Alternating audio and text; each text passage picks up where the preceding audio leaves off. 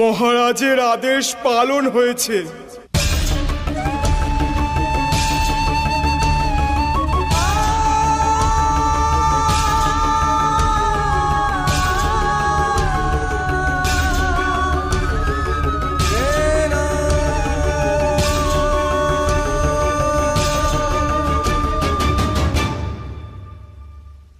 সীতাকে বনে কোথায় ছেড়েছ লক্ষণ?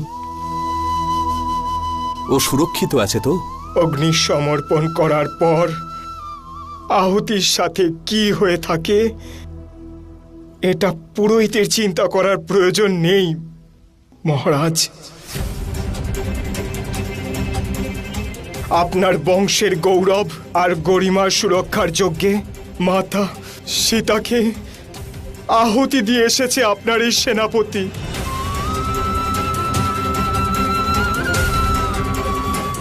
একা অসহায়